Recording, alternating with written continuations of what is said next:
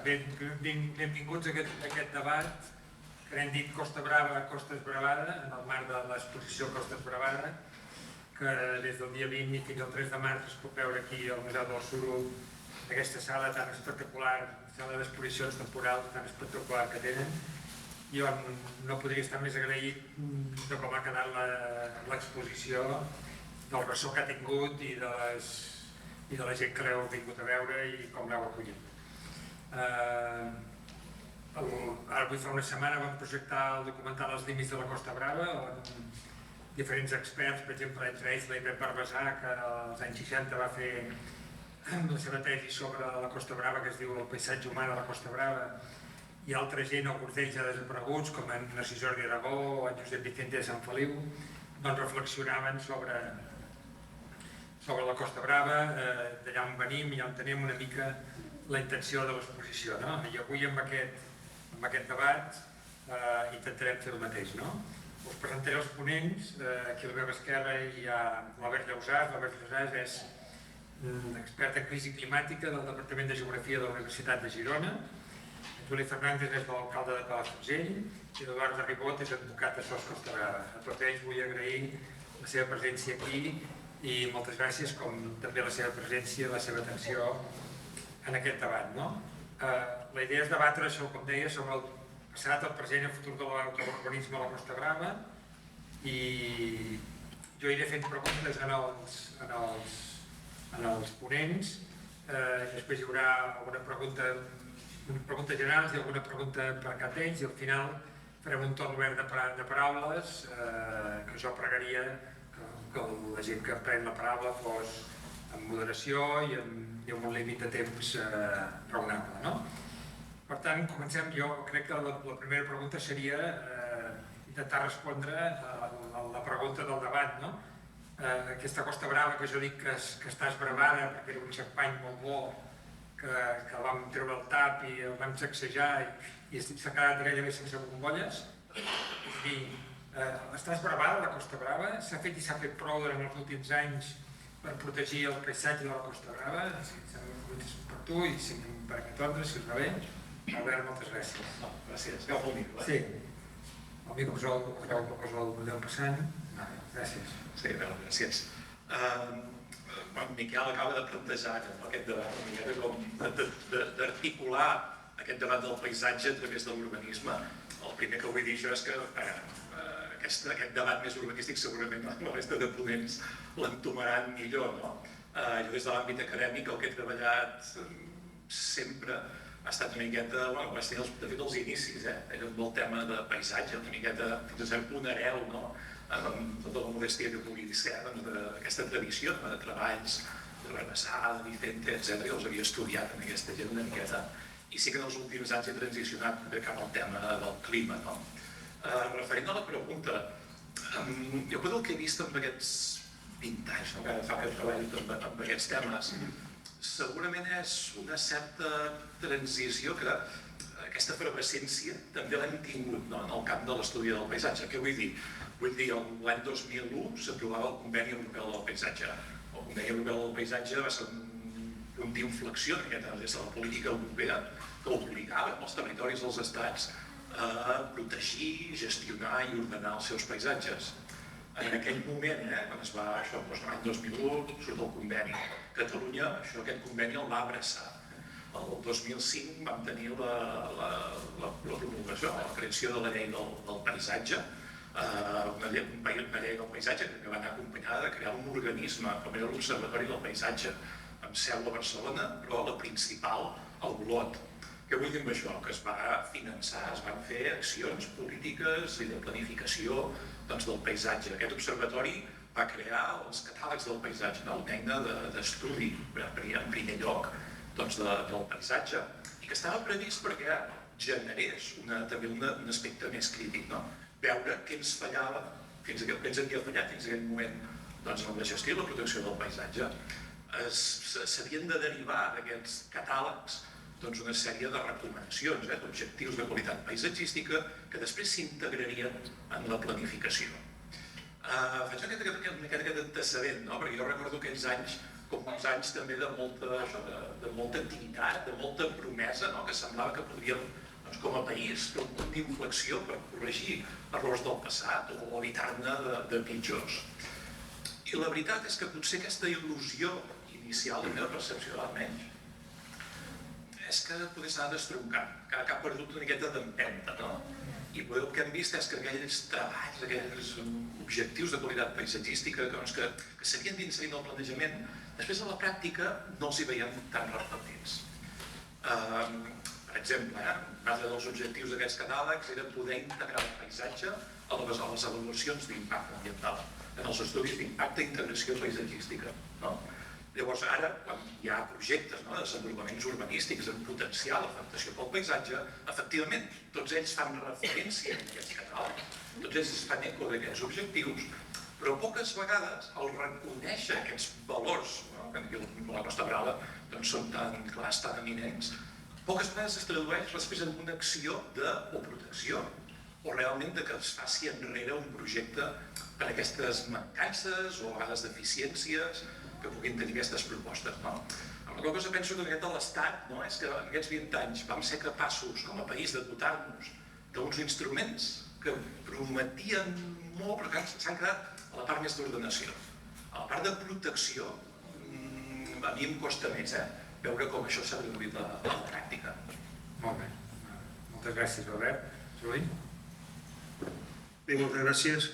Bé, jo també crec que en la part de protecció ens hem quedat curts, però jo per respondre a la pregunta voldria fer una miqueta recordar d'on venim, perquè hi ha una cosa que ens condiciona, que és el marc normatiu i també el marc històric i polític que hem tingut a Espanya i a Catalunya.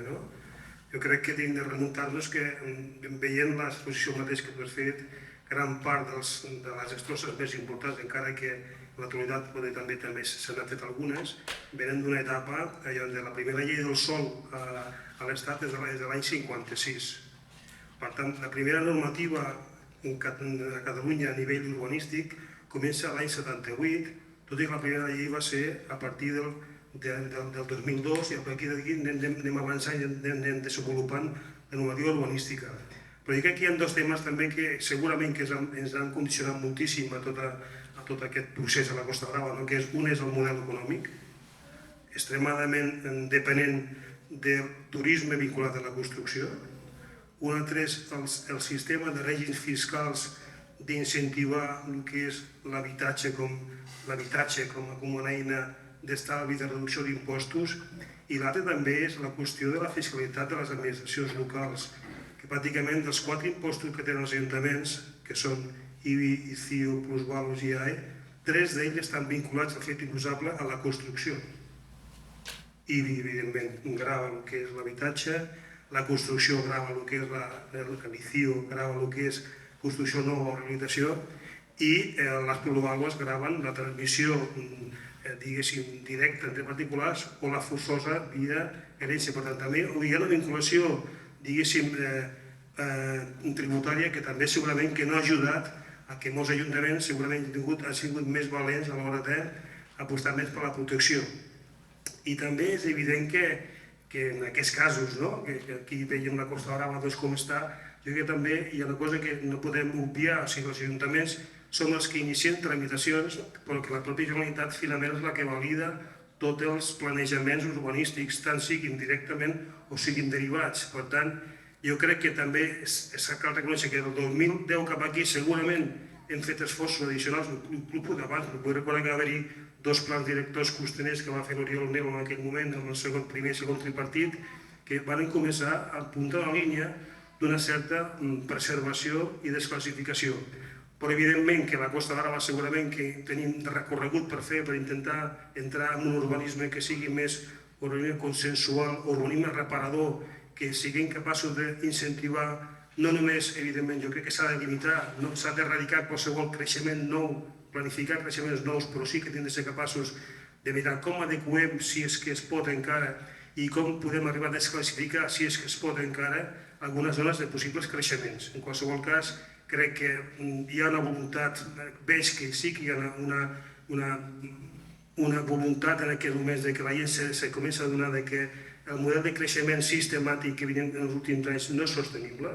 Per tant, per això jo plantejo la necessitat d'un gran acord per dir no es pot classificar més sòl nou per edificar i en tot cas anem a veure com som capaços d'adequar aquells paràmetres actuals d'actuals creixements i intentar adequar-los a un model que sigui molt més sostenible, sobretot tenint en compte també que un tema de recursos naturals, que també que el canvi climàtic el tenim aquí, que cal adequar aquests paràmetres de cara al futur. Molt bé, moltes gràcies. Eduard. Bé, doncs jo crec que la resposta és ben clara i està en la vostra exposició. La Costa Brava està absolutament esbravada. I ho ve dient SOS Costa Brava des de que es va constituir en plataforma el 4 d'agost del 2018. Les imatges són claríssimes, però diguem, no és un tema, com apuntava l'alcalde, del franquisme. Han passat molts anys des de Franco, tots els plans són nous. Per tant, quan SOS Costa Brava es va constituir, hi havia una amenaça a la Costa Brava democràtica de 250 noves urbanitzacions amb planejaments recentment alguns aprovats. El pensar que això ve del passat, que no hi ha res a fer, és incert, perquè nosaltres ho vam defensar. Risc, 250 noves urbanitzacions si no fem res, i dèiem, es pot desclassificar, i s'ha de desclassificar. I ens deien els alcaldes, això és impossible, hi ha indemnitzacions, no es pot fer, el planejament és vigent. Nosaltres dèiem, es pot fer en 24 hores. Suspensió del planejament, modificació del planejament i ja està. El que passa és que no es vol fer. Vam aconseguir, com que els 22 ajuntaments no volien fer això, no volien desclassificar el sòl, vam aconseguir que la Generalitat sortís al rescat de la Costa Brava. Li vam dir a la Generalitat, SOS Costa Brava, la situació urbanística de la Costa Brava és un tema de país. O sigui, perdrem la costa més important del país si no fem res, perquè aquests 22 ajuntaments i la Comissió d'Urbanisme de Girona han aprovat uns plans que tenen un potencial 250 noves urbanitzacions. Milers d'hectàrees es anaven a perdre. Més de 70.000 nous habitatges previstos, amb els plans vigents, i per tant vam dir que teníem que reaccionar i vam demostrar que es podia fer amb un pla director que va desclassificar de cop allò que deien que era impossible, 87 urbanitzacions. No en tenim prou, més de 100 urbanitzacions encara es poden fer. Per tant, la Costa Brava està esbravada, mireu les imatges, però és que n'hi ha prou amb anar a Palamós, a Platja d'Aro, a Lloret, a Calonja, aquí mateix, a Palafrugell. La Costa Brava ha perdut la gràcia que tenia, abans ja ho sabeu, eren unes zones precioses amb penya-segats, amb pins arran de mar, amb les grans planes d'aiguamolls. Tot això es va perdent. Hi ha 80 pinedes avui per avui que amb aquests planejaments d'aquests ajuntaments estan en risc. I aquí a Palafrugell, ja ho sabeu, a Tamariu s'està aprovant, o sigui, teníem una moratòria urbanística, afortunadament, amb la pressió de SOS Costa Brava, primer vam aconseguir que intervingués el govern per salvar, per sortir el rescat del Titanic, perquè la Costa Brava és el Titanic. Si els alcaldes no fan res per salvar-la, ens enfonsarem tots. I l'alcalde de Palafrugell té molt a dir aquí, com la resta d'alcaldes. Llavors, després que ho salvés la Generalitat, vam dir ara els hi toca als ajuntaments. I els ajuntaments no estan fent el paper. Si no fem res, per això diguem la Costa Brava esbravada, doncs si no fem res, a Platja d'Aro es farà una marina a Port d'Aro ampliada amb 340 nous habitatges i un hotel. Si no fem res, perdrem la Pineda d'Aigua Gelida, amb un hotel, acabem de perdre a baix que hi fan 15 habitatges, està en joc tants i tants altres llocs com el Canadell, etc. Per tant, la Costa Brava avui per avui està esbravada. Queda algun retall encara amb interès, però si no fem res i no canviem la política urbanística, quedarà absolutament perduda.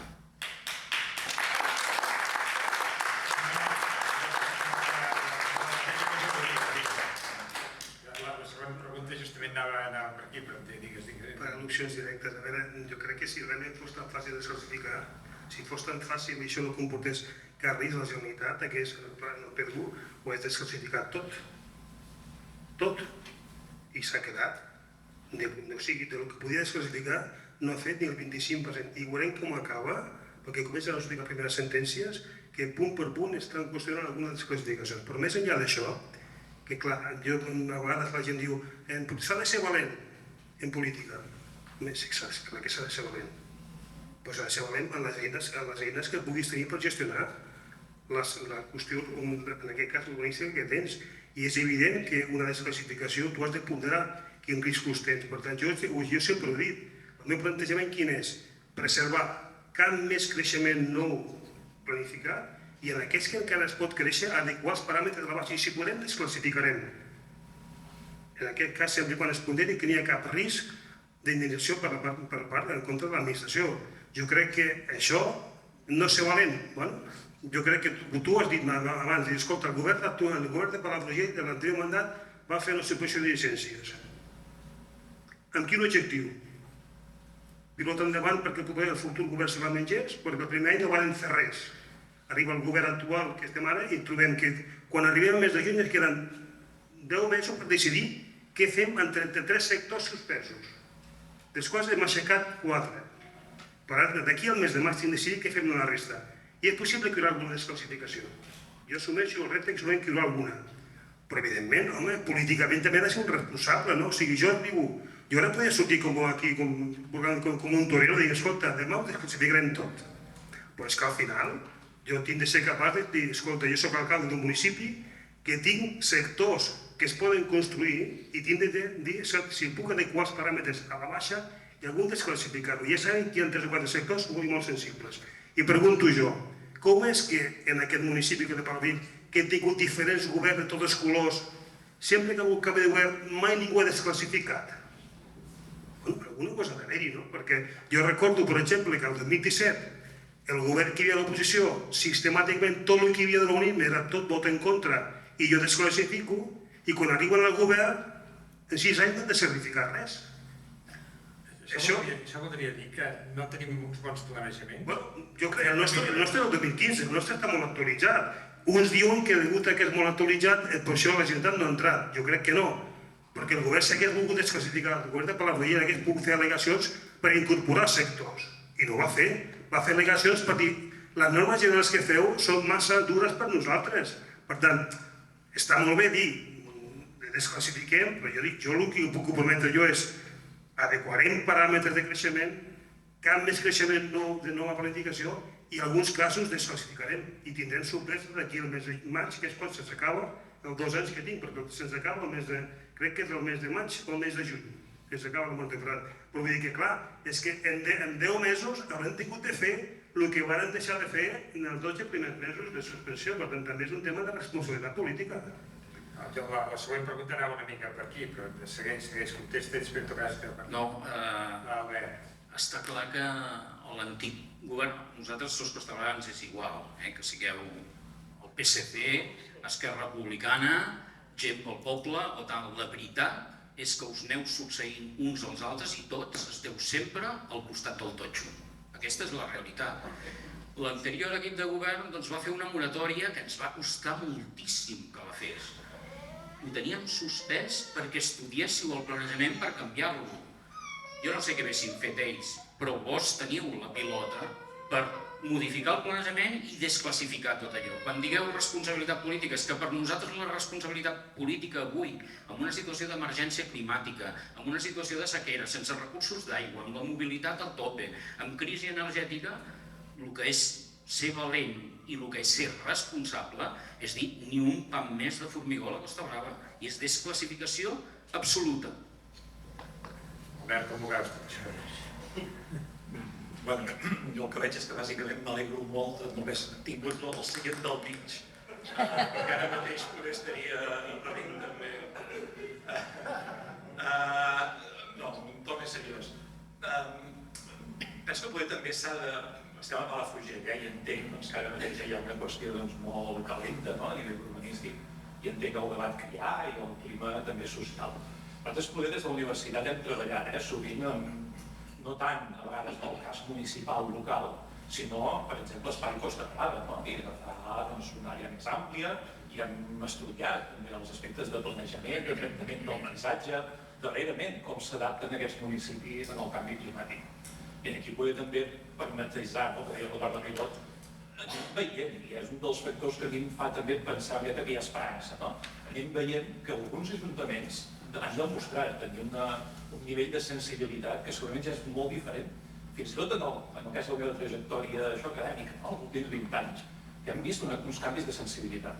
Uns canvis de sensibilitat que a vegades, són a nivell d'Ajuntament, normalment potser els veiem més a nivell d'àrea municipal, d'àrea de l'Ajuntament.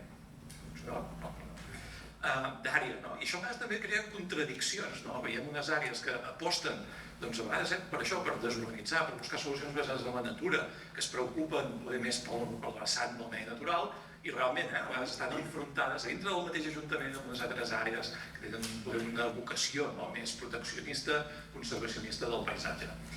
I d'alguna manera aquesta trajectòria històrica la veiem també pels antecedents, no? I aquí a la Costa Brava mateixa, jo no conec aquesta vessant més legislativa jurídica de la qüestió d'urbanitzacions, planejament, etc. Però els resultats sí que ens permeten veure que hi ha hagut també els ajuntaments que han tingut o més valentia o que hi han gastat més diners, però que sí que han aconseguit fer aquestes reversions de planificacions, de classificacions que s'havien fet als anys 80 i que han aconseguit desclassificar determinades àrees. Estic pensant molt específicament, un cas que també té les seves ombres, però com a llums, l'Ajuntament de Torroella de Montgrí i l'Estartit, tota l'àrea de l'urbanització de la Platera, que es va aconseguir desclassificar, i no només això, sinó desurbanitzar. Hi ha hagut uns fons europeus que han fet un model de desenvolupament diferent, no basat en el que havia de ser una urbanització a primera línia, sinó basat en vendre els valors més naturals, paisatgístics, el valor de la restauració, tot això s'explica, tot això ho tenim també molt treballat. La gent que visita aquella àrea en fa una valoració absolutament positiva. Hem avaluat el nivell de serveis naturals, culturals, que no té la gent d'avui dia, passejar per la Platera restaurada, i realment els valors són altíssims, i en poquíssims anys hem aconseguit que hi hagi de nou espècies que havien desaparegut localment, i tots aquests serveis culturals d'apreciació del paisatge, etc., de treure un turisme també diferent, aquest turisme de qualitat que tan sovint estem pensant en un turista que deixa els esdeveniments. Va passar els aiguamolls en el seu moment, no? Parles d'aiguamolls en el seu moment. I tant, i tant. Són aquestes consideracions que faríem una miqueta el zoom de la lluita de Palafrugell. A vegades ens pot donar exemples o casos d'estudi. Jo hi havia una segona pregunta que deia, si tenim uns bons planejaments a la Costa Brava, és a dir, els tenim actualitzats, els tenim prou actualitzats, què s'hauria de fer per millorar-los? I tornant una mica al que deia Juli, hi ha prou valentia política? És a dir, o no hi ha prou suport per part de l'Estat i de la Generalitat? Bé, en el cas nostre, per bé, el POU no és prou actualitzat, és del 2015, segurament que dels últims que es van fer abans de l'aprovació del PDU. Lligant el que deia el company, o sigui, el POU del Palafrugell és de l'any 83. Es va començar a tramitar el 79, es va aprovar el 83, inicialment va començar a tramitar juntament amb Montràs, i Montràs es va despenjar i van finalment el de Palafrugell. Després hi ha hagut dos canvis importants del Palafrugell, que un va ser la revisió cartogràfica del 2000, dic perquè del 83 fins aquí, bàsicament a platges no s'ha posat pràcticament cap sòl més urbà per edificar. Al contrari, a Tamariu s'ha desclassificat molt de sòl, tant l'Ajuntament com a partir dels plans directors costaners, sobretot que va fer en el seu moment el tripartit de l'Oriol Nero. Dic perquè a Calella l'únic que s'ha posat del 83 fins ara va ser Pratxirro 3, tot el més que ja estava planificat al 83. A Llafran es va posar nou un hotel que es va fer, l'hotel Blaumar, no s'ha posat res més de nou, es va ajustar a un pla especial de muntanya de Sant Sebastià per concentrar els habitatges i evitar que fossin tot per ser les unifamiliars. I també hi ha hagut desclassificacions importants. La Musclera, a Cala d'en Roig, es va desclassificar tots els sectors de Puigolí 1 i Puigolí 2, o sigui, hi ha hagut desclassificacions, però vull dir que del 83 cap aquí, que és quan el nostre POU, no han hagut creixements de més sòl planificat.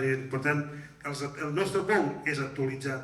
Què cal fer? Evidentment, segurament que jo crec que la solució per intentar fer una aposta decidida de cara al futur, si volem desclassificar, és que hauríem de primer afrontar una reforma important de la llei del sòl, és obvi, i després la Generalitat, juntament amb el govern central i els ajuntaments, fer una actuació coordinada perquè al final si realment s'han d'assumir recursos, posar recursos tot plegat. El que està clar que desclassificació per si sola, diguéssim, en tots els sectors, tinguin en compte que si només ha d'assumir els riscos dels ajuntaments serà complicat que es faci. Per tant, jo crec que si hi ha una actuació coordinada de les tres administracions, doncs es pot aconseguir molta més força del que en aquell moment poden assumir qualsevol ajuntament. Per Palafrugell, del 83 cap aquí, no han generat sol nou a platges.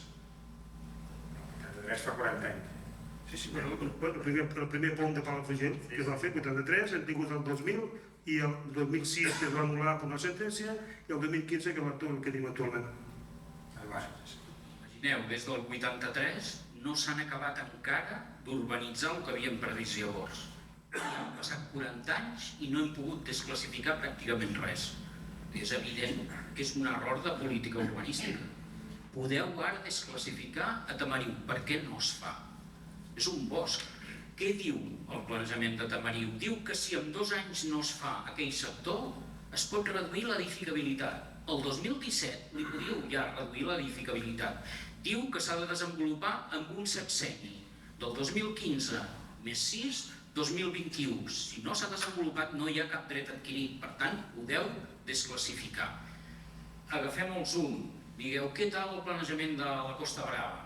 Doncs els 5 planejaments més recents. Castelló d'Empúries, el 2013, preveu 8 sectors urbanitzables amb 157 hectàrees i 2.050 habitatges nous.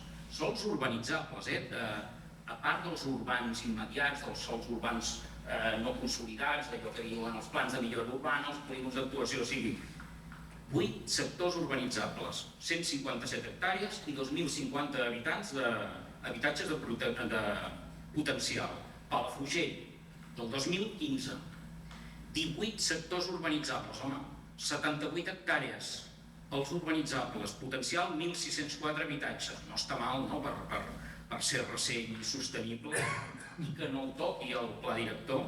Palamós, del 2007, 11 urbanitzacions noves, 103 hectàrees afectades, 2.596 habitatges nous. Un planejament del segle XX-XXI avançat. Castell-Platja d'Aro, 2012, 9 urbanitzacions, 90 hectàrees afectades, 1.368 nous habitatges. I Calonja, del 2013, 6 sectors urbanitzables, 74 hectàrees noves per urbanitzar, 1.368 habitatges de potencial. Això amb 5 dels 22 municipis de la Costa Brava. Si creiem que això és raonable, s'estem equivocant. I si creiem que això és sostenible, és demencial. Nosaltres ho diguem, ni un pam més de formigó. El potencial és de més de 40.000 habitatges a la Costa Brava. I hem de decidir què fem, què volem. Volem ser Marbella i Benidorm, amb alguna zona verda de tant en tant, que faci bonic. 90.000 has dit? Més de 40.000 nous habitatges. Llavors, hem de triar si volem Marbella o Benidorm, si volem seguir amb el potencial de segones residències o si diguem prou, com diu SOS Costa Brava, i diguem ni un pam més de formigó. Desclassifiquem tots els boscos que encara es poden destruir. Diu, no hem canviat la muntanya de Sant Sebastià, perdoneu, jo estiuejava a Llafranc. La muntanya de Sant Sebastià els últims 20 anys s'ha trinxat absolutament i encara continua trinxant-se amb 3 sectors que de fa 5 anys SOS Costa Brava va posar denúncies demanant les desclassificacions que l'Ajuntament ni tramita ni fa. Tenim una moratòria, a veure què faran. Acabarem d'urbanitzar sota del far de Sant Sebastià o deixarem algun retall de Pineda? I després valentia. Diu, si no és possible la desclassificació, que per nosaltres és possible, perquè els drets urbanístics s'adquireixen gradualment, vol dir, si el promotor i el propietari no compleix les obligacions urbanístiques, vol dir, no urbanitza, no fa la depuradora, no fa les sessions, no implanta els vials, l'enllumenat públic, etc. Si no ha fet això encara, no ha guanyat el dret a edificar. Per tant, si no està urbanitzat encara, podem desclassificar. Podem fer-ho, però no tenim voluntat política. I hem de ser valents, però hem de ser valents i hem de ser responsables. Es pot perfectament. Els planejaments són el Titànic. I són, hem vist els 5 últims recents. Si parlem de Begur, tots sabeu, el Begur és un tsunami urbanístic que està destruint literalment els penya-segats i els boscos de Begur, les muntanyes de Begur. I ho estan fent en un moment que teníem ja vigent des del 2004 la prohibició d'urbanitzar en terrenys amb pendents superiors al 20%. Què fan? El pla és del 2003. Doncs el 2021, el 2022, el 2023 i encara ara estan autoritzant urbanitzar en zones amb pendents, en zones forestals. A Catalunya, la llei forestal, el del 1988, ordena que es classifiquin com sòl no urbanitzable els boscos i espais forestals. Des del 88, quin ajuntament ha adaptat el seu planejament per dir desclassifico tots aquests boscos? Per tant, si tenim un bosc a Aiguagelida, si tenim un bosc a Tamariu, a la Riera del Mas Llor, a Begur, al Bosc Major, al Mas Gispert, tants i tants altres llocs, Montcal, per què no desclassifiquem? Per què deixem passar 20 anys i que vagin els promotors presentant projecte a projecte i destruint, com han fet a Santiga, la pedrera Santiga de Begur, o tants altres llocs? És inexplicable i és falta de voluntat política. Gràcies. Jo ara li volia preguntar en torn per cada d'això. L'Albert, ell és expert en crisi climàtica. Jo li volia preguntar, després ja tornarem a tot això que comentava l'Eduard i els temes de Palafrugell, com ens afecta la crisi climàtica? La té pel president de l'administració? És a dir, i vist aquest programa que ens presenta l'Eduard, o 40.000 habitatges menys, és a dir, quina sostenibilitat té això davant la manca d'aigua, perquè és el que tenim ara mateix, o la sequera, no? Perquè això és producte de la crisi climàtica, no? Sí, tot el que es pot venir sobre amb la corrent aquesta del Golf, que sembla que es vol aturar, etc. En aquesta pregunta n'hi trobaríem desenes o centenars. Potser i connectant bé amb el que s'acaba de parlar de l'actualització dels plans urbanístics. També hem de tenir en compte això, el repte climàtic ens obliga també a ser un d'aquests elements que ens obligarà a refer o a considerar, a prendre en consideració el creixement espacial. Nosaltres sobretot hem mirat, però, com ho tenen en compte els ajuntaments a l'hora de fer actuacions, a l'hora de fer intervencions locals. En el meu cas, la meva responsabilitat d'un projecte que estem treballant ara per veure com els municipis s'adapten a l'increment del nivell del mar, dels efectes de la crisi climàtica, per l'efecte de l'expansió tèrmica dels oceans, és que tenim uns creixements del nivell del mar al voltant aquí a la Costa Brava de 4 mil·límetres anuals. Això es va acumulant amb el temps i és evident que hi ha uns impactes d'erosió i de xoc directe. Allà on s'ha urbanitzat, s'han construït ports, s'han fet passejos marítims a primera línia, la regressió, sobretot de la costa baixa, la regressió de la sorra, ja està. 4 mil·límetres l'any, això és mig centímetre. És important. Perdó, sí. 4 mil·límetres? No, perdó, 0,4. 4 per Un mig mil·límetre. Sí, que si no és molt, no dic que d'aquí uns anys tindríem ja allà el pulmó, l'aigua allà a tocar les barques. De fet, sí, aquesta progressió que podem 0,4 ens quedem més tranquils, que sembla lenta, no deixa de ser la més ràpida dels últims 2.000 anys. És a dir, seguim a un ritme molt elevat i que de fet ja ens deixa aquests impactes, no hauríem votat per l'altre, però tots els estudis d'erosió de la costa són unes regressions que en alguns espais arriben ja a 50-60 metres, ja és important. No és això que dèiem, el que estem mirant és, per exemple, com els municipis responen a aquesta realitat. I el que estem veient és que realment molts d'ells s'estan mostrant en els últims anys bastant proactius. Estem veient projectes de l'última dècada, sobretot des dels Corts de París, l'any 2015, que molts municipis s'han posat les piles, a vegades per necessitat imperiosa, que això, que el temporal Glòria tira el passeig marítim, altres vegades potser sí que necessiten un exercici de previsió, com reordenarem les platges, els aiguamolls, per protegir-nos d'aquest augment del nivell del mar. Altra cosa, però, en aquest sentit, no, és una notícia positiva, els municipis responen. Però també el que estem veient és que alguns ho fan realment molt d'acord amb totes aquestes advertències que ens fa el món científic, però que en canvi també ens trobem un percentatge, jo almenys personalment vaig trobar xocant, que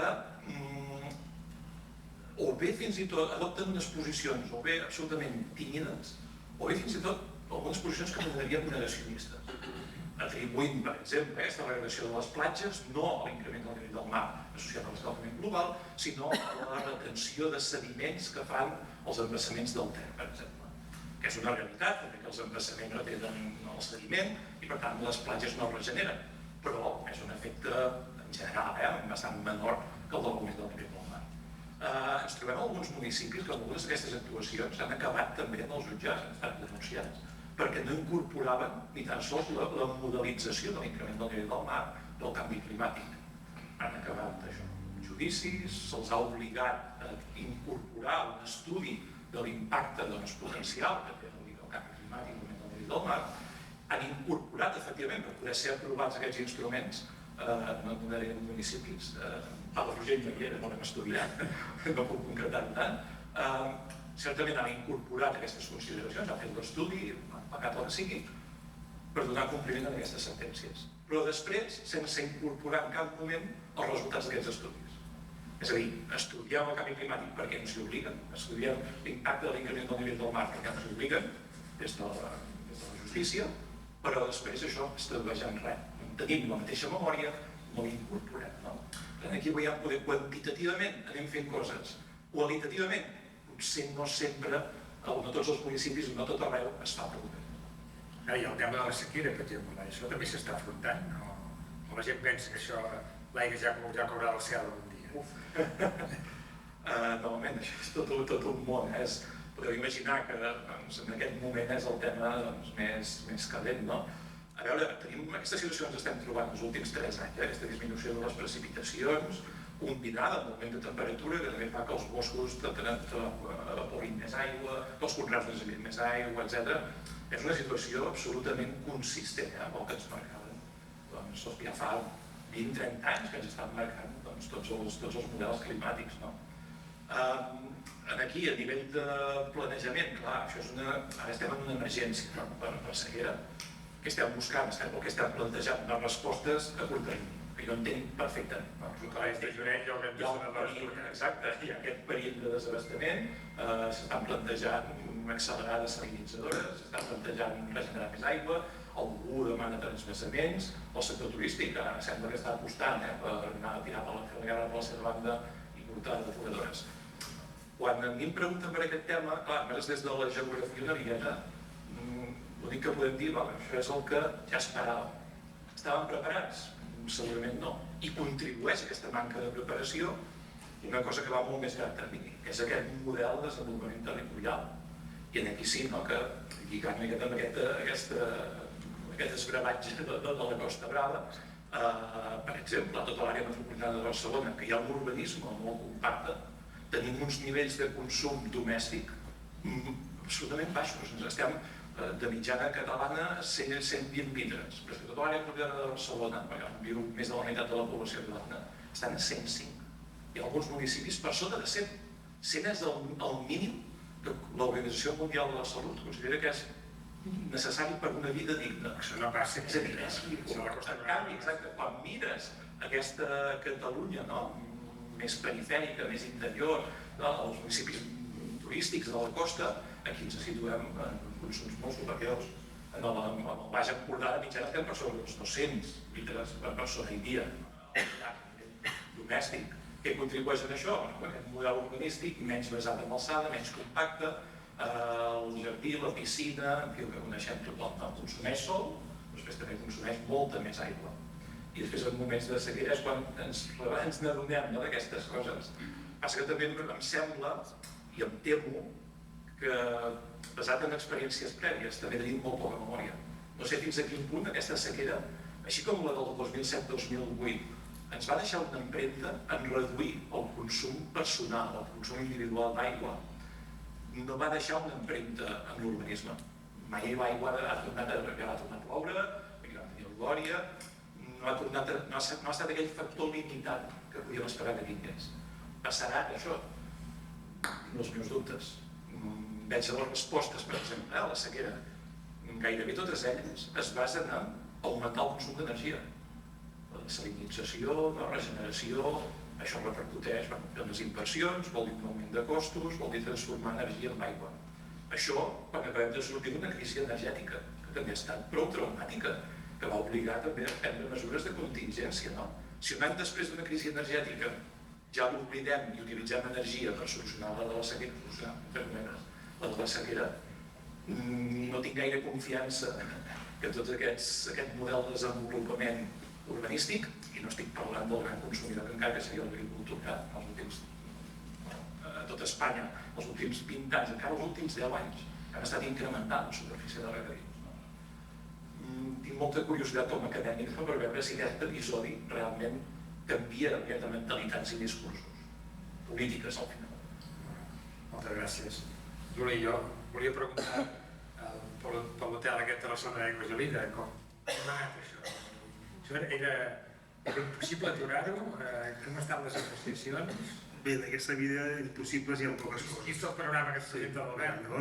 Jo el que explicaré serà abans Ribot deia el Pla General ho permet, deia que si en 2 anys no s'executava el que diu la fitxa, que si en 2 anys no s'executa tornava a la fitxa anterior, que era igualment un ús de bé més petit però que igualment agafava la mateixa zona amb serveis, diguéssim, complementaris.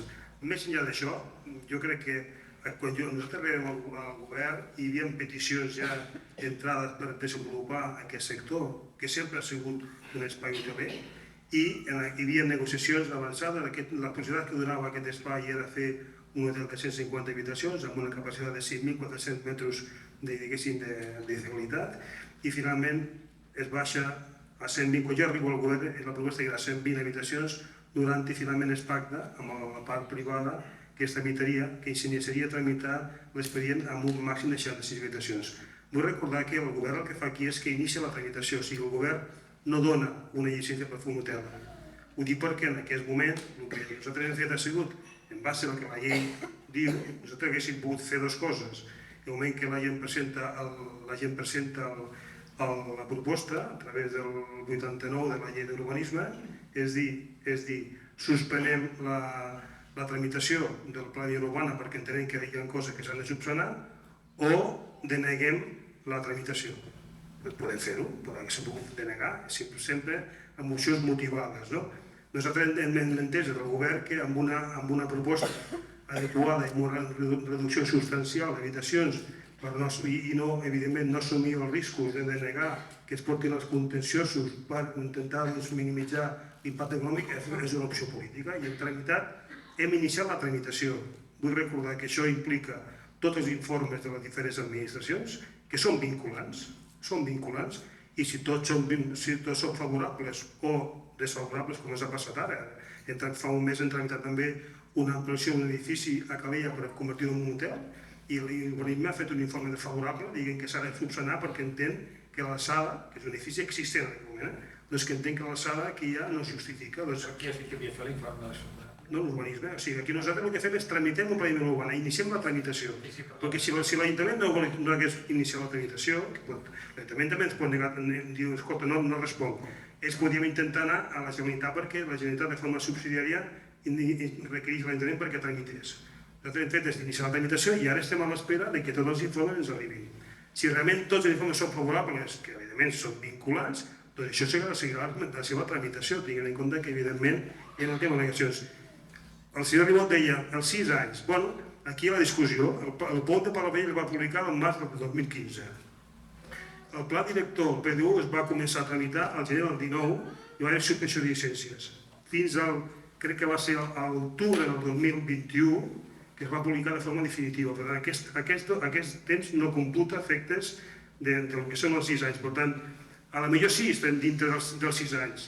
És possible, però en qualsevol cas això, fruit d'al·legacions i fruit del propi informe que pugui fer els demés departaments, podem determinar-lo. Jo crec que, clar que algú podria dir, escolta, vostè hagués pogut desclassificar.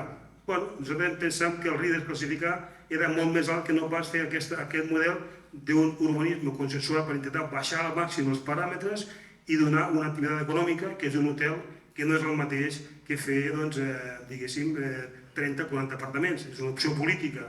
I també és veritat que nosaltres, quan anem a les eleccions municipals, que fa 8 mesos que s'han celebrat o no, el nostre projecte polític era claríssim, era preservar en el sentit de no classificar més sol un projecte d'urbanitzar, i el que es podia fer en aquell moment era adequar paràmetres i en última instància desclassificar si això no posava en risc les finances municipals. Per tant, nosaltres no hem enganyat a ningú.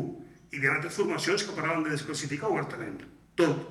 Bueno, ja hem vist el que ha passat, no? Per tant, jo vull ser conseqüent amb el que realment m'he compromès amb la gent que ha apostat per en Juli com a alcalde. Per tant, és no més sol urbà, en absolut, i adequar paràmetres a la baixa del que es pot fer en aquell moment en el nivell urbanístic a platges. Una cosa, dius, no posar en risc les finances municipals. Aquest temor, aquesta por no condiciona sempre? Segur, sempre. Aquí tenim experiències per al projecte i ara inclús tenim alguna sentència que ens ha caigut que tenim de començar a veure com l'executem, que és per una llicència que no es va donar en el seu moment o perquè es va retrasar moltíssim al carrer Xopitea, que a veure com l'afrontem. Tenim experiències ja a aquest Ajuntament de sentències que ens han costat els calés. Per tant, és obvi que això a un polític l'ha de fer pensar. I jo, la meva responsabilitat és, escolta, jo tinc de valorar, jo tinc de ponderar els riscos. Jo també, a part d'alcalde, jo soc advocat i quan trobo un client, la meva obligació és ponderar-li els riscos que tinc davant de qualsevol situació judicial. I la meva obligació és informar-li de quins riscos hi ha a favor i en contra i què pot passar.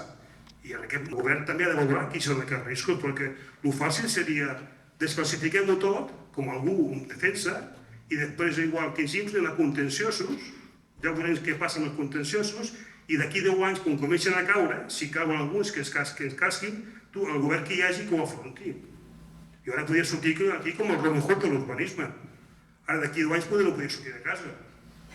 Per tant, clar, al final, jo crec que és la meva obligació ponderar aquests riscos. I és el que intentem com ho vam fer. Segurament que amb encert o desencert, però el que intentem fer és aquesta. El tema de la llegida de l'hotel, iniciem la tramitació. L'Ajuntament no està donant cap llicència per fer un hotel. Si urbanisme, com em deia aquí s'ha dit, que tenim encara diversos sectors que poden créixer, el 2015 va decidir no entrar, el 2021, el PNUR va decidir no entrar a desclassificar. Si veu que això no s'ajusta, que ho desclassifiqui i que assumeixi la gent dels costos que això implica. Informar favorablement i això no es pot tramitar perquè no s'ajusta i el govern acatarà, perquè en definitiva aquests informes són vinculants. Si no és un informe favorable no podem tramitar, no podem seguir la tramitació. Em sembla que s'ha quedat. Sí, s'ha quedat. Sentiu? Sí.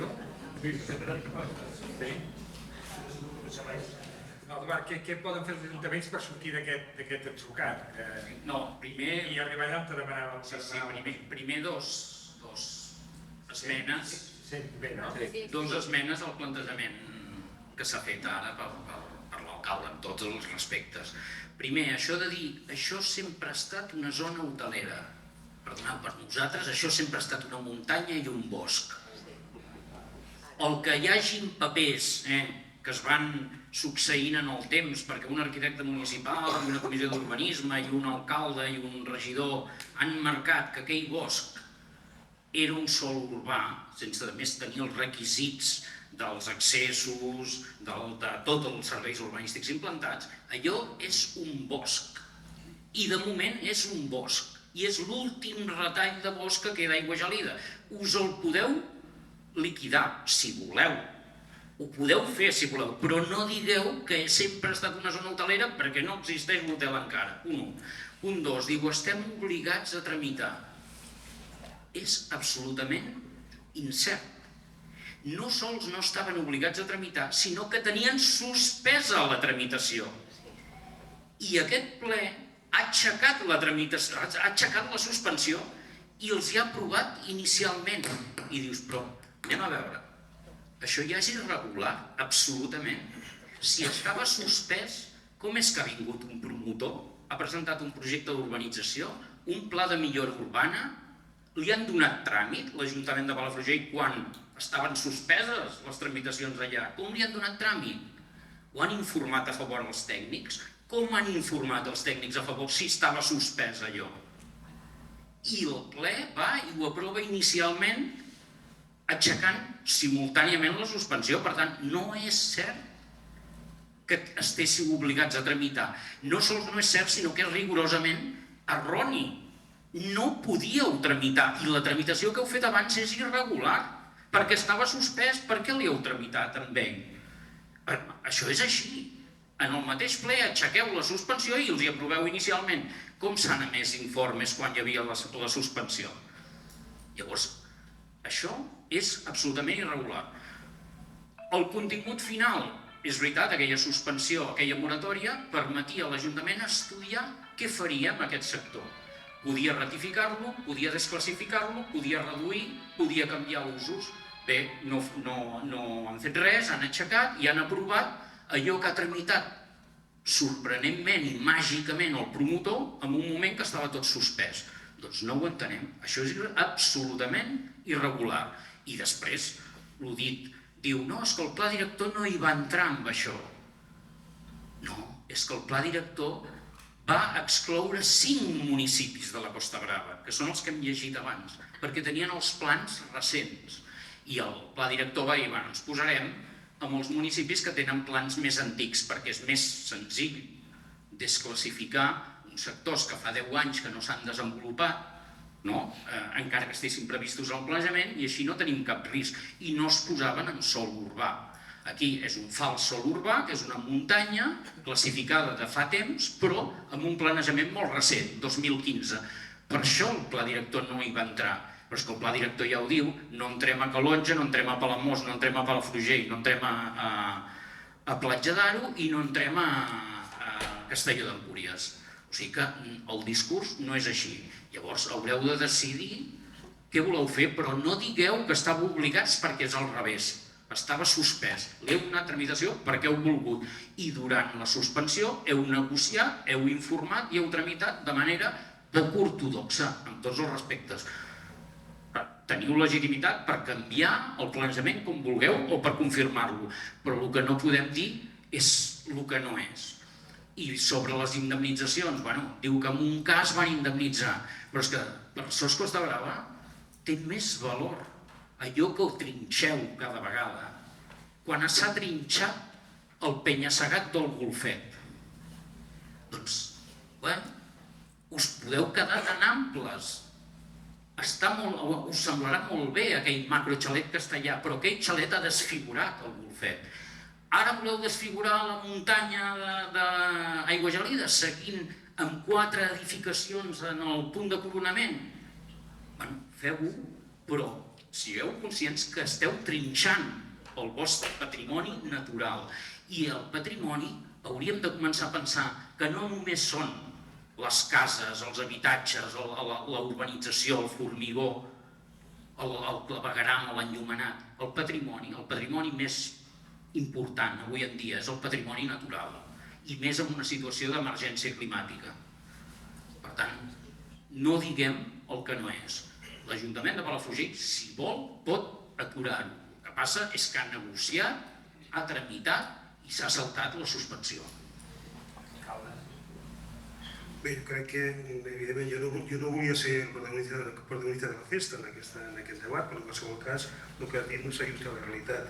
Perquè tu saps que l'acord de suspensió que es va fer en el seu moment plantejava, hi havia especialment que es podien aixecar els sectors de forma individualitzada si realment el govern creia oportú que en aquell sector s'havia avançat suficient per poder aixecar. O sigui, la norma habilitava que el govern, l'anterior, que no va fer res, i l'actual, pogués aixecar sectors. I hem aixecat 4 sectors, i un sector a Tamariu que pot fer 4 cases. I en aquest ningú deia res, A Tamariu 4 cases i en aquest ningú ha dit res. I hem acceptat 4 sectors més i és curiós que en aquests 3 ningú digués res i en aquest tothom s'espanta. I jo, diguéssim, jo ho respecto moltíssim, però no és veritat el que diu és que l'Ajuntament no podia aixecar aquest sector de forma individualitzada. Això és mentida. Mentida. Segona. No, jo no he dit això. No, tu has dit que no ho fem de forma irregular. La suspensió. Sí, i què es pot fer? Es pot fer. No, és que la pròpia acord de suspensió ja habilitava que poguessin aixecar se poguessin aixecar de forma ideologitzada si realment avançava, perquè la suspensió que persegueix? Suposo que persegueix analitzar sector per sector i decidir si es desclassifica, si s'adequa o si no es fa res. Si no es fa res, quan acabi el mes de maig i tots els promotors presentin els projectes per tramitar, què ha de fer l'Ajuntament? Què ha de fer? No tramita.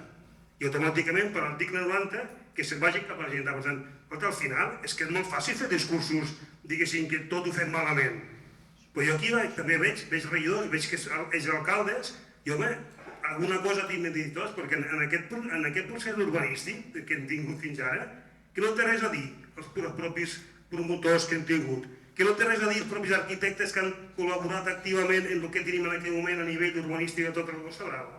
Jo no veia, molts arquitectes no han fet objecció de consciència quan se li encarreguen un projecte determinat. Es quedaven tan amples, perquè passava el minut i feia la casa, no? Home, al final, els ajuntaments, clar que tenim responsabilitat nosaltres, moltíssima. I sóc el primer que dic que en aquell moment s'ha d'aturar, per això dic jo, no més creixements nous. I els actuals, si podem, desclassifiquem, i tindrà sorpresa d'aquí al mes de maig, tindrà sorpreses. I si no podem desclassificar, adequem creixements. Però home, venir aquí a dir desclassifiquem-ho tot, feu-ho tot, que això és molt fàcil. Tu mateix ho has dit. Per què no va entrar la Generalitat en el P1 a Palafrugell? Perquè, home, deia, com que som molt actuals, mirem de no assumir riscos i anem als més antics que tenim menys riscos. Riscos hi són, per tant, perquè si hagués volgut hagués estat. I aquest govern que hi havia abans hagués pogut fer al·legacions per dir, escolteu, aquests sectors que en deixeu fora, per què no me'ls fiqueu a dintre? Que jo també vull estar protegit. I què va fer el govern? Va callar com un puta. Al contrari, va fer al·legacions per dir és que eren massa estrictes l'han normat. Per tant, al final cadascú que assumeixi la seva responsabilitat. Jo dic, el meu compromís quin és? I t'ho dic a tu, que sé que representes, és segurament que no concepte que desclassificarem i serem valents. I la resta que no podem fer, adequarem paràmetres a la baixa. Ara, tinc una premissa, que és jo no vull posar en risc les finances locals. I és la meva obligació com a alcalde, perquè ja dic, jo vull anar pel carrer tranquil·lament d'aquí, no només d'aquí 2 anys, sinó 3, 4 i 12 anys. I això és el que faré com a alcalde.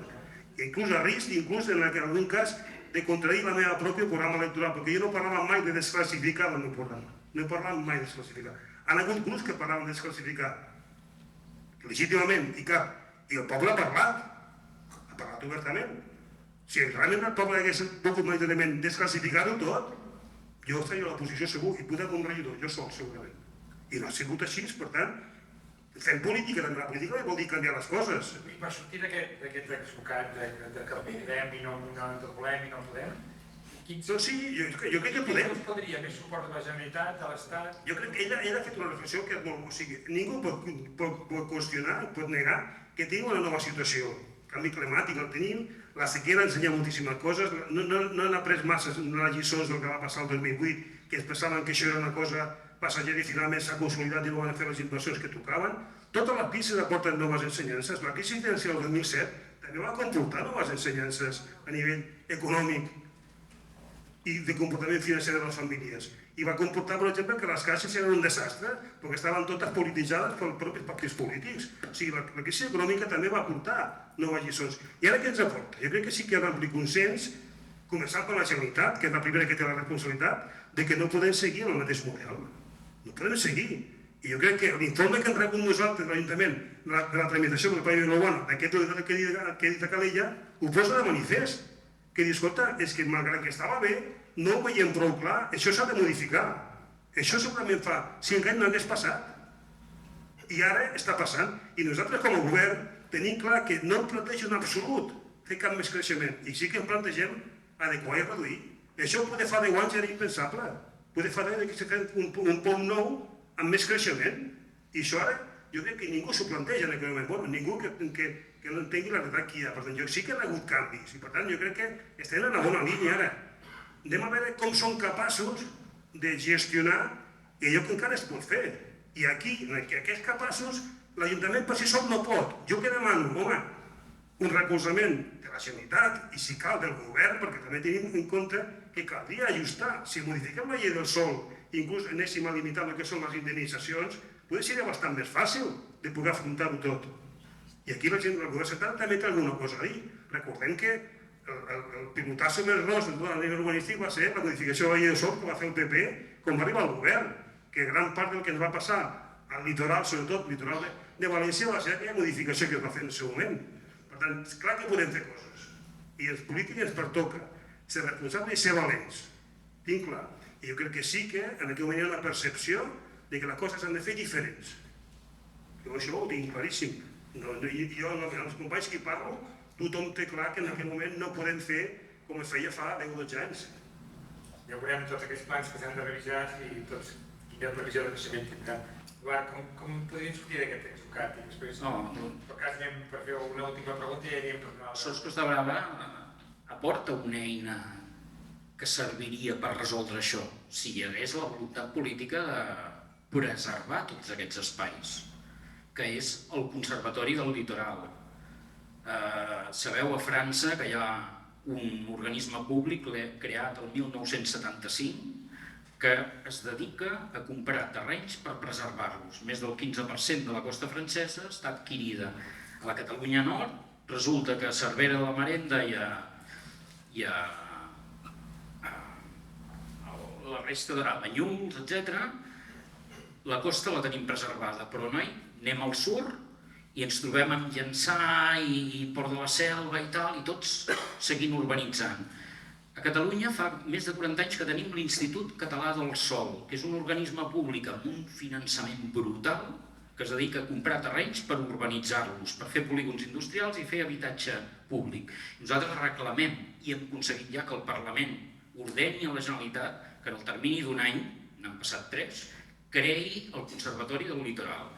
I aquest Conservatori del Litoral nosaltres demanem que se li assigni la taxa turística, el 50% de la taxa turística, i que aquests diners de la taxa turística de tots els que sojornen a la Costa Brava i a tota la costa catalana vagin al Conservatori del Litoral per comprar terrenys per preservar-los. Alieu-se llavors, demaneu en el Conservatori del Litoral, de moment a territori que encara està incorporat allà, no està creat encara, el Conservatori del Litoral, hem fet 3 jornades, tenim el compromís de que aquest trimestre, ens queda abans de març, la Generalitat ha de presentar el seu projecte de llei de creació d'aquest conservatori, nosaltres el volem amb la taxa turística, però si la Generalitat veu que alguns ajuntaments voleu preservar, us ajudarà.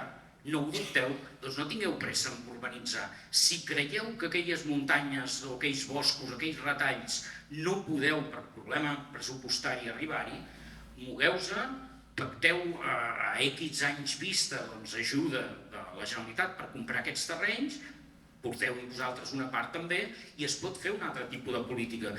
Imagineu-vos una aliança als 22 ajuntaments en lloc de per promoure i per aprovar tots els plans dels promotors, per fer una xarxa d'espais verds i espais lliures de totes aquestes 80 pinedes i retalls de boscos que hem detectat Sos Costa Brava, que si no fem res es transformaran en formigó.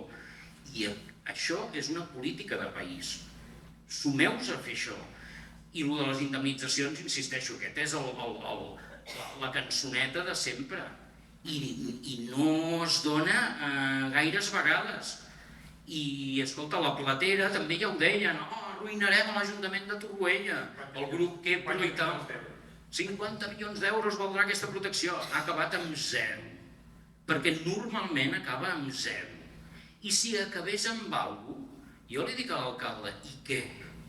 És que no us costa quan feu una expropiació per fer un equipament, per fer un teatre, per fer un ajuntament, per fer qualsevol infraestructura pública comporta costos. Doncs si al final hi hagués un cost, doncs s'assumeix. Però és que és al final de tot. I normalment no hi ha aquestes indemnitzacions. Estic d'acord que se sigui prudent, però una altra cosa és ser pusil·lànim. Llavors, els ajuntaments, no hi ha cap ajuntament de moment a la Costa Brava que sigui valent per fer aquesta política.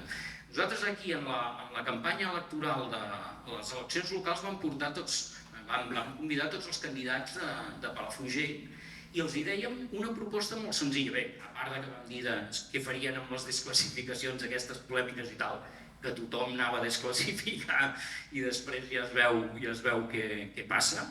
Però a part d'això vam dir, estaríeu d'acord amb una cosa molt senzilla, aprovar una partida al pressupost amb un percentatge mínim per comprar terrenys i preservar-los. Comenceu amb la que vulgueu, el 5%, el 3%, el 2%, l'1%. Una partida anual per comprar terrenys i preservar-los. Al cap d'uns quants anys tindrem pressupost. Fareu política de protecció i fareu patrimoni públic de sòl per ser preservat? Això està previst a la llei d'urbanisme des del 2002. No hi ha cap ajuntament que ho faci. Per què no comencem a canviar les coses? Busquem la Generalitat no perquè ens digui que no en aquell pla que vol fer el promotor, sinó anticipem-nos, diguem, volem preservar tot això, com ho fem? Pactem amb la Generalitat el suport amb aquest conservatori del litoral que arribarà, amb unes previsions pressupostàries que seran importants, perquè el 50% de la taxa turística amb dades antigues són més de 15 milions d'euros, podem començar, és un bon principi. I sigueu els primers a la llista, Palafrugell, per salvar els retalls de bosc que encara queden. Nosaltres volem ser sempre en línia positiva. Jo personalment, jo diguéssim, a la justícia ara li he comentat que nosaltres l'Ajuntament està disposat a aportar recursos a aquest observatori litoral. Jo crec que aquest observatori, si realment es crea, que estan treballant i veiem a la llum, jo crec que s'ha de finançar també amb recursos municipals i els ajuntaments poden arribar a destinar una part del propici que cobrem per intentar dotar d'aquests recursos més. Per tant, jo no tinc cap dubte que no ho ha d'assumir tot la Generalitat. Evidentment ha d'assumir el lideratge perquè li pertoca, però els recursos poden sortir també dels ajuntaments que aportin, diguéssim, per intentar comprar en aquests casos. Tu dius, home, no has de tenir por, entenc que siguis prudent però no tinguem por, i si cauen ja ho pagarem igual que expropiem. Clar, l'expropiació el que passa que la quantifico jo i sé més o menys exactament quan tinc d'expropiar on te vaig a morir. Una sentència d'aquest tipus puc arribar a estimar-la quan veig que me la fotin i aporten els peritatges, però finalment tu saps igual que jo que això depèn també molt de com vagi el procediment i quin jutge de toqui, perquè a vegades hi ha sentències que són increïblement sorprenents i que un queda. Tant tu com jo som del mateix ram i, home, tu saps com entrem, sabem a vegades com sortim, que tinc una percepció i després resulta que aquesta percepció, quan arriba a la sentència, és diferent. Per tant, home, jo crec que hem de ser prudents en termes generals. Ara, jo estic amb tu, que en aquest moment cal anar un pas més.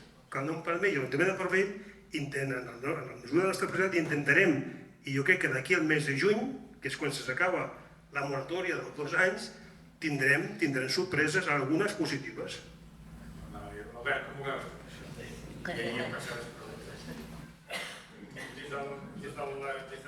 Des de l'acadèmia, com ho veieu? Com veiem tot. Ara, aquesta és la pregunta més àmplia que m'has fet. Si els altres que eren àmplies.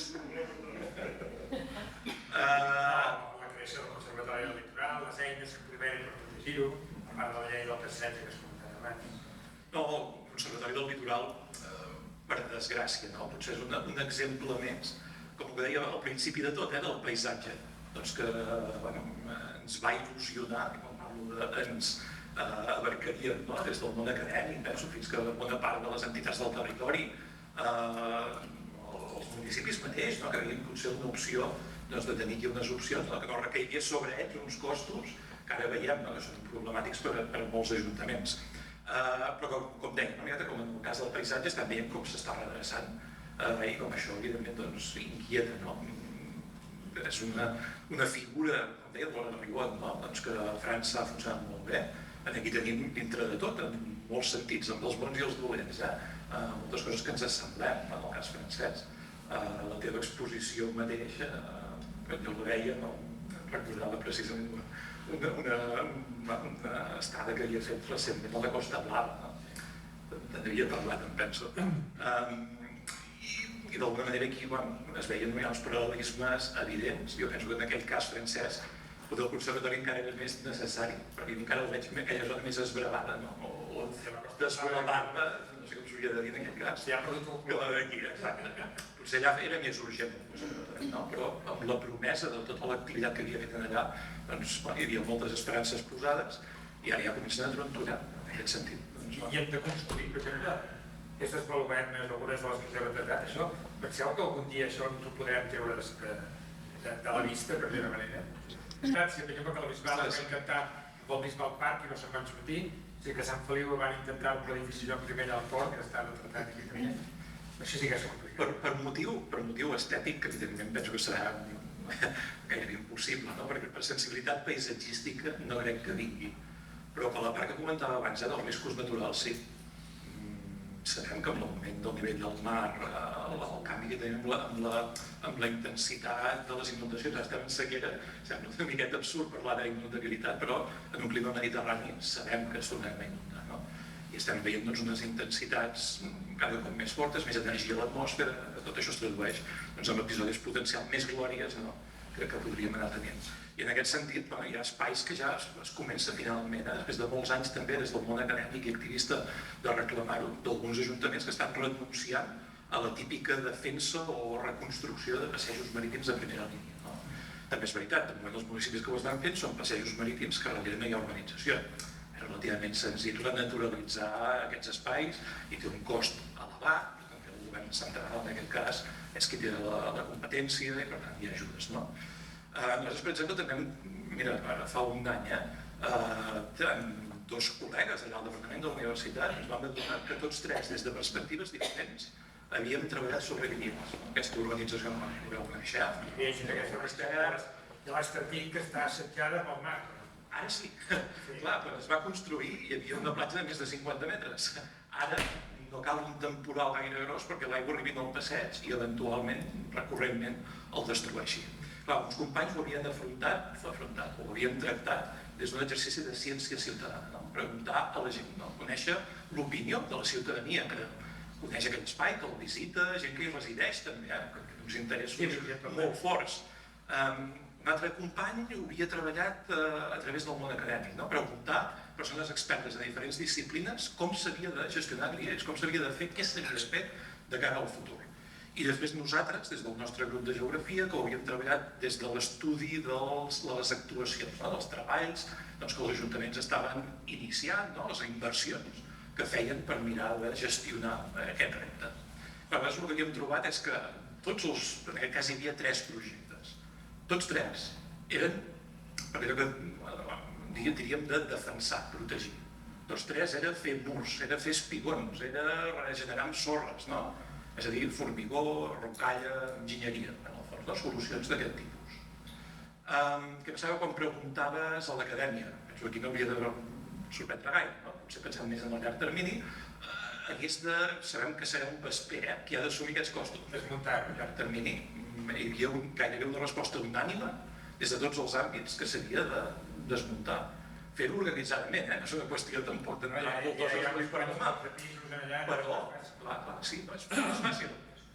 Però és que els costos de deixar-ho potser encara són més grans. No només costos de possibles danys materials, sinó costos a vegades poden ser humans, perquè és una zona que s'inunda. Vull dir, a vegades pensem en els costos que té fer les coses, oblidem potser el de no fer-les, sap? I potser que ens va sorprendre més, el company que va treballar, que va fer aquest exercici de ciència ciutadana, preguntar a la gent, etc. Realment l'opció que es prenia des de l'administració, que era defensar, estava a la cua de totes les preferències. És a dir, la gent té claríssim, el poble va parlar, que era abans l'alcalde, en aquest sentit, rebutjant aquest tipus d'actuacions. En canvi, el suport per accions de solucions basades en la natura allà on es poguessin fer, i en el cas de Griells, de desurbanitzar també, rebia més del doble del suport per part de la ciutadania que no pas aquestes inversions en defensar, que podràs defensar fins a un moment determinat. D'aquí a final de segle això ja no serà possible.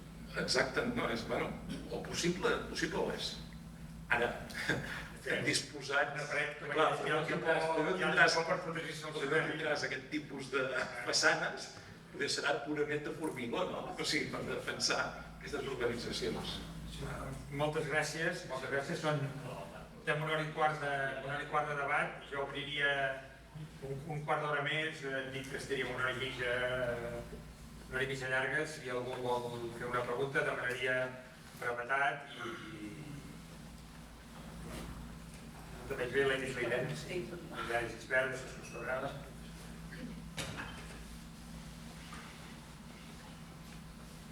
¿Sos culpable? ¿Al sentido?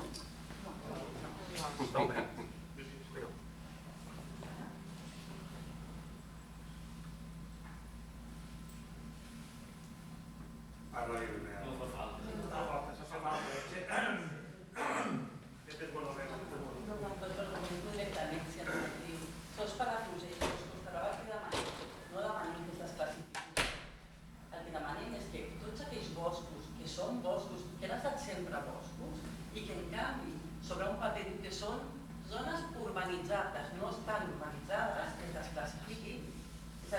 no demanem una passada, demanem que els boscos es desclassifiquin, que seria el cas de l'Hotel de Guatxarida, que seria el cas de Sant Sebastià. Si és un bosc, per què hem d'edificar-lo?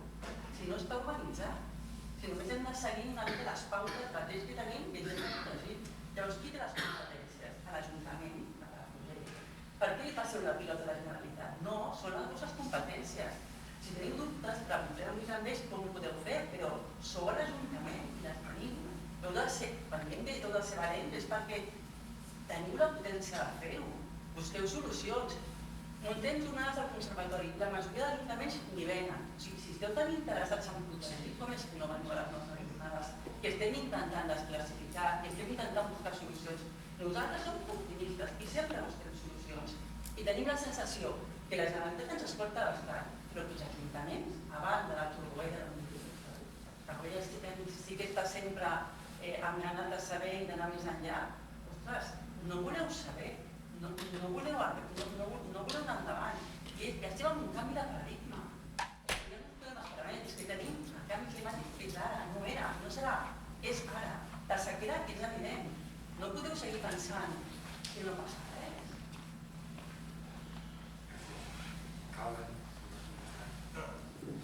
Sí, bé, gràcies Irene. Bé, en qualsevol cas, tu dius, són boscos, però tenen una qualificació urbanística determinada i que per tant nosaltres a la Generalitat hi parlem moltíssim i en alguns casos estem parlant cada vegada més, sobretot a Girona, de com afrontem els diferents sectors que tenim de donar la solució al mes de juny.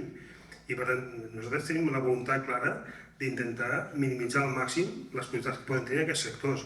No sé si en totes en sortirem perquè no es pugui fer res, no ho sé, però en molts la reducció serà substancialment i en alguns serà zero.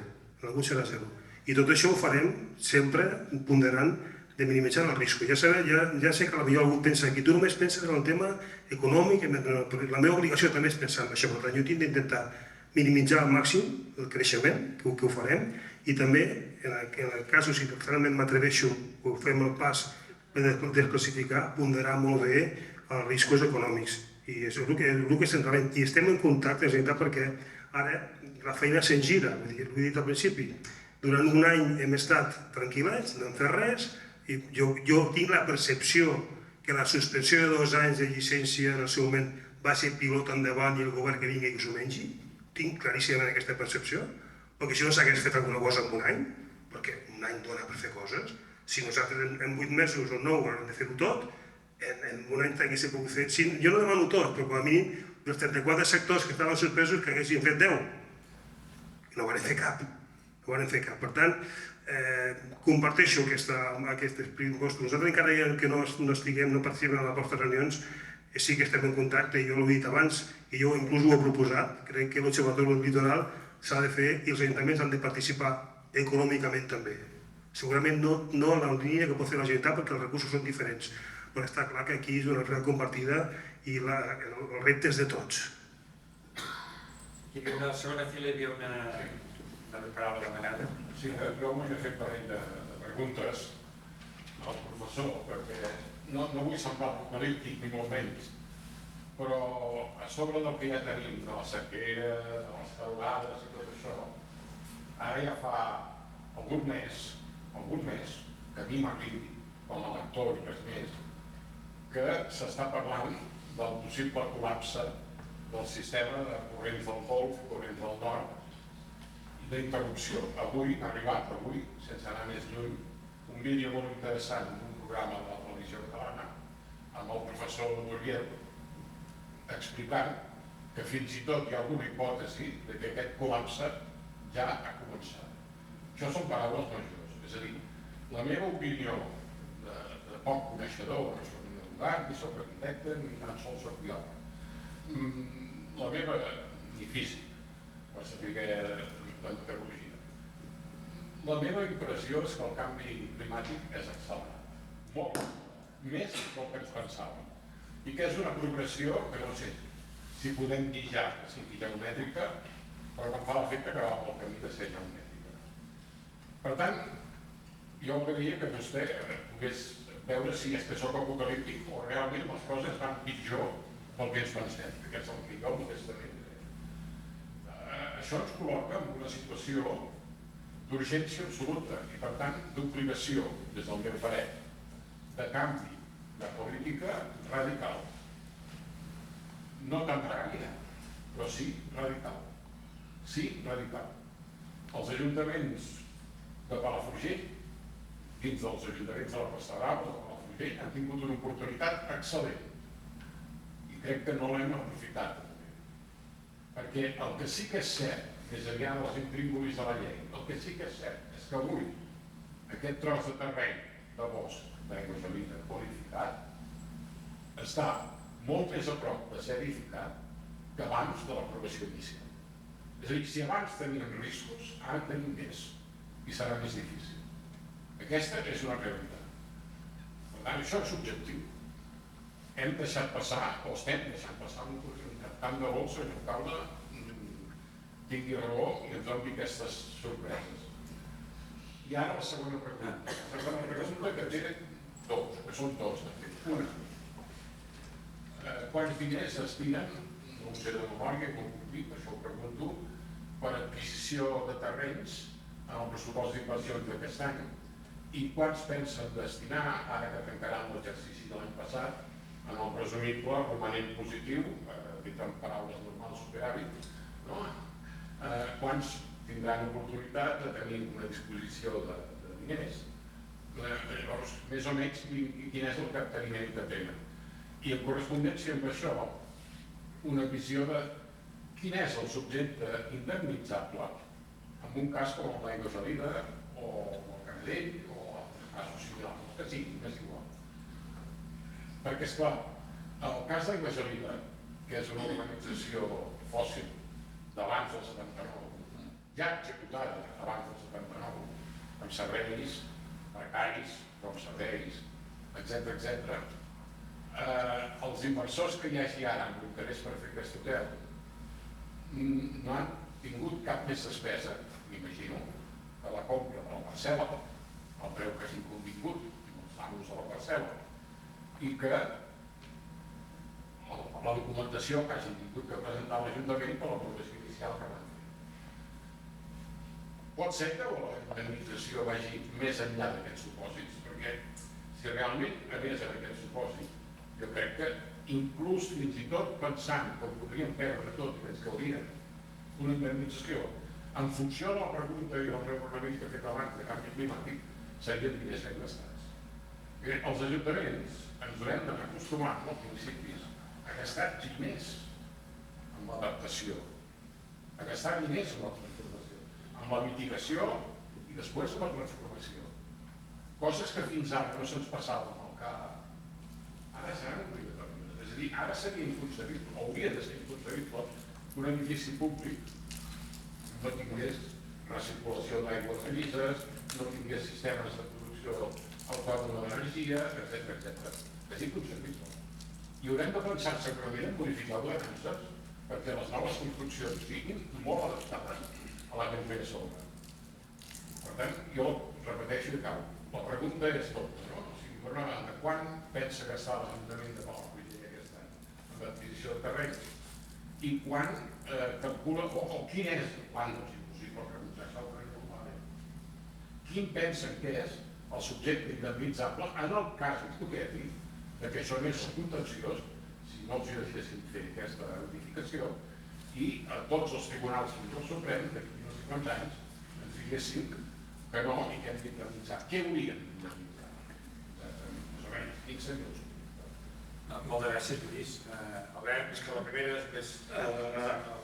Sí, jo també intento no ser apocalíptic, tot i que ho intento amb l'alumnat fracasso, perquè, i m'hi he de donar la raó, no? Penso que hem de ser, ara ens trobem que estem sent apocalíptics i que efectivament la realitat està superant les advertències de la comunitat científica, perquè la pròpia comunitat científica havia tingut por del que estava veient. És a dir, del que ens projectaven models matemàtics, però també socials, d'afectacions sobre les persones que suposarien les onades de calor, les inundacions, etc. I vulgui que no, la comunitat científica també són persones, pares, mares, tenen criatures i això preocupa, no? I està demostrat, no ho he treballat jo directament, però hi ha un munt de literatura científica que demostra que sistemàticament aquesta comunitat científica ha estat com rebaixant el nivell d'alerta. Què ha passat? La realitat ha seguit fent el seu curs, no? Per més que vulguis desitjar que el planeta no s'escalfi tant, segueix el seu curs d'acord amb la concentració de gasos d'efecte hivernacle, etc. El 2022 i sobretot el 2023 és que han arribat a posar en qüestió els models. Algunes persones científiques encara diuen encara està dintre dels models, tot i que la part pitjor. Altres persones del món científic ja diuen no, hem de replantejar els models, perquè està clar que no hem introduït determinades interaccions entre variables, ens falta coneixement encara. Ens pensàvem que el teníem tot, no? Només havíem d'anar a refinar. Doncs no, ara tenim aquestes sorpreses que, per exemple, que això que comenta, la cadena de transport a nivell oceànic mundial, doncs que estem veient aquestes previsions, això s'ho diu aquesta setmana, i efectivament no sabem quan, però s'està desaccelerant. Ja podria ser un primer símptoma de que està col·lapsant, no? Però d'altra banda també penso que centrar-nos massa potser en aquests processos tan globals, tan enormes i tan incerts, fins i tot els propis autors de l'estudi ho diuen, no sabem ni quan, encara hi ha molta incertesa, ho hem de treballar molt més. Pot arribar a ser un perill, també, o sigui, una distracció respecte a les coses que hem de fer a nivell local. I aquí m'ha agradat molt, de fet, el salt que ha fet d'escala, ha passat de la circulació dels oceans mundials a la Costa Brava. El que podem fer a Palafrugell en aquest moment o en els propers anys. I això penso que és l'única manera d'evitar bloquejar-nos per aquest discurs apocalíptic. Veure realment quins són aquests passos efectius, reals, de transformació que podem fer. I en aquest sentit, potser, i quasi que em sap greu dir-ho, però potser ens deceben aquests debats tan curtplacistes, de la peça, del nou hotel, Ostres, realment, si fóssim, i encara no hem assumit del tot, conscients del repte que tenim al davant, de l'escala del repte, de la velocitat, això deia, els 0,4 mil·límetres, el ritme aquest que estàs accelerant, que potser serà d'aquí 2 dècades o 3. A escala humana ens sembla tot molt lent, però si ho agaféssim el zoom amb escala temporal i històrica, estem parlant d'una velocitat similar a la del meteorit que va extingir els dinosaures, no? O sigui, que estiguem batent rècords de temperatura any a any. És una cosa que a escala geològica s'hauria de batre potser el rècord cada centenars, a vegades milers d'anys. I ara ho estem fent cada 5 anys, com a mínim tenim un rècord. Ara ja gairebé és cada any. El 2023 és el més cal. Això, de la història, des de la història humana. Sí, des que hi ha registres. Des que hi ha registres, no, des de la història humana, la mateixa mínim 200 anys, 150 anys. ens n'hauríem, sí, no, bastant més. Fins i tot hi ha qui parla de 600.000, hi ha qui ja s'atreveix a dir de 2 milions, 3 milions d'anys. Aquests ja seran registres paleoclimàtics, però vaja, estem parlant d'aquesta escala, que ho estiguem batent any a any, ens sembla lent a escala humana, perquè vivim molt pocs anys, però amb el que és la història geològica del planeta, això és un no-res. I a més, i a part de tot, les inèrcies, fins i tot si actuéssim amb la velocitat que ens exigeix aquest repte, la inèrcia mateix d'escalfament, d'augment del nivell del mar, del mar, a més, per la inèrcia que té, està garantit que fins a final de segle anirà pujant. I com que tampoc estem evitant les emissions, ens anem encara més enllà de pujada. Ara sempre ens plantegem aquest escenari, 80 centímetres, 1 metre, potser 2 a final de segle, d'augment del nivell del mar. Però això és final de segle. És d'un parell de generacions, ens queden 3. Les següents encara seguiran veient un altre increment, o un que continuarà. O sigui, és realment costa no ser apocalíptic, ja em sap greu, però L'any vinent ja serem més a prop del 2050 que del 2000. De vegades això no costa de pel·lícula. Sí. Juli, i després hi ha una altra... Sí, intentaré respondre en Lluís les seves 2 preguntes. Bé, tu saps que el POM actual del 2015, que segurament que potser en aquests moments pot haver gent que pensi que caldria fer una revisió global, tot i que tu saps que els POM normalment se fan entre 12 i 15 anys, però poder ningú preveien que passés el que està passant amb la mala velocitat. Per tant, segurament que potser ens haurem de plantejar-nos un procés d'adequació per la nova realitat, però aquest pont del 2015, que la Generalitat no va entrar perquè era molt actual, és fruit del que van fer el 2006, i el 2015 és bastant millor que el 2006, en quant a que ha permet, sobretot, limitar bastant creixement en algunes zones del poble, que eren també bastant importants. I que el litoral, com dic jo abans, a platges, diguéssim, des del 2003, des del 83, perdó, pràcticament no s'ha posat res de nou a sobre la taula. Però això no treu que segur que els polítics també han de ser conscients d'adequar-nos i avançar-nos als canvis. Està clar que la situació actual, segurament quan es va aprovar el pont del 2015, ningú preveia que estaríem com estem. I per tant caldrà, per això dic, el meu compromís de revisar i adequar aquests sectors que tenim, que són, hi ha sectors que tenen, diguéssim, una accessibilitat molt més important. Podríem parlar de la Ria de Llor de Tamariu, d'Aigua Gelida, podríem parlar de Fa de Sebastià, podríem parlar de Cardell. Jo crec que són sectors que en aquest moment jo crec que és el gran repte que té el govern local de com ens adequem. Per tant, i amb això estem. Aquí la qüestió és dir, el Canadell, que tothom sap on està, aquella zona, no? Bé, el POM actual del 2015, igual que el del 2006, els anteriors, té una qualificació especial.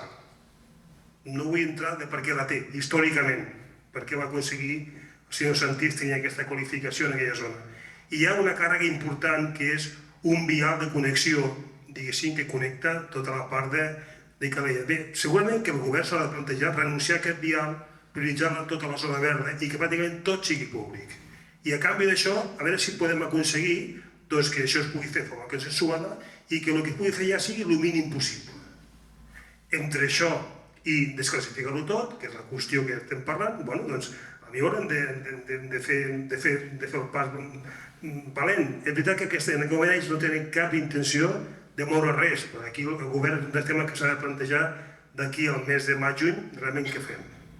Per tant, sí que estic d'acord amb tu que segurament que del 2015 cap aquí el temps ha corregut massa de pressa i que potser en alguna zona d'aquesta tenen de fer una actuació. Tu em deies què tenim previst de romanent. Bé, en aquest moment, del pressupost, en aquest moment al programa de pressupostos hi ha una partida de 480.000 euros per immobles i terrenys. No estan identificats, hi ha un immoble que està identificat i terrenys no. Això no vol dir que ara tenim una subhasta que s'ha fet de 2 parcel·les que tenen per Xirlo, perquè l'Ajuntament no té cap sentit que tingui parcel·les per Xirlo, no volem fer casa nosaltres, i això es podrà dotar d'un complement addicional per poder, si cal fer alguna actuació d'adquisició d'algun d'aquests terrenys. I en quant als romanents, és impossible dir-te el que podem destinar perquè en el moment tenim una qüestió que també afecta els ajuntaments. Passem d'una etapa on podíem destinar els recursos i on volguéssim. Recordem que la pandèmia va comportar la suspensió de les regles de despesa i el govern anterior va poder disposar de 13 milions d'euros per fer tot el que va voler fer, entre altres coses, el parc de l'autovia, la desdoblament de l'autovia, que no va destinar ni un sol euro ni a habitatge social ni a compra de cap mena de terrenys, però tenim un hàndicap, i és que, com tots sabeu, el Senat ha tombat la regla del sostre de despesa del govern i vol dir que en aquest moment no sabem nosaltres a què podem destinar els romanents, que són importants, que són més de 7 milions d'euros. No sabem a què es podrà destinar, si a inversions financeres sostenibles o a despesa corrent, perquè en aquest moment tot això està sotmès. Per tant, bé, estressarem a temps la idea nostra i tu deies com es pot quantificar el risc econòmic. Això depèn bastant de cada cas. Està clar que hi ha un tema de responsabilitat patrimonial, si fem, en alguns casos no caldria, segurament, en altres sí, però tenim experiències, per exemple, quan van desclassificar la Musclera, que va ser el 2006, que van ficar un contenciós que ha sortit bé, però en aquell moment es podien fer 8 habitatges i es va quedar només perquè puguin fer 3, la demanda anava acompanyada d'un peritatge que demanava 4 milions d'euros d'indemnització. Per sort va sortir que hem guanyat nosaltres. Si no haguéssim guanyat, no, per sort, no? Però clar, aquest risc s'ha de quantificar, perquè jo no sé exactament com ha sigut el cas de Sant Tomàs de Farners, no tinc ni idea, però no entenc com que Sant Tomàs de Farners, amb el pressupost que té, que li caigui una sentència de 3 milions i mig d'euros, ja els apanyo com s'ho faran, en qualsevol cas. Sí, però això vull dir que en aquest cas ens ha sortit bé, i per tant, però en qualsevol cas el risc hi era. Ara tenim una sentència que està pendent d'executar-se amb una llicència que no es va donar a Carretxo Pitea, que aquesta, que estem ara en via d'execució i veurem com cau. És evident que tu ho has dit abans, s'han de ponderar, s'ha de ser valent alhora i prudent alhora. I jo, el compromís que he dit abans, és que el govern actual, d'aquí al mes de juny, prendrà decisions i intentarem estar a l'alçada del que també estic veient, que és una realitat, no tant per una qüestió de voluntat política que ho és, sinó perquè, com ha dit el professor, és que és innegable que els canvis que venen són ràpids i segurament més ràpids del que pensàvem.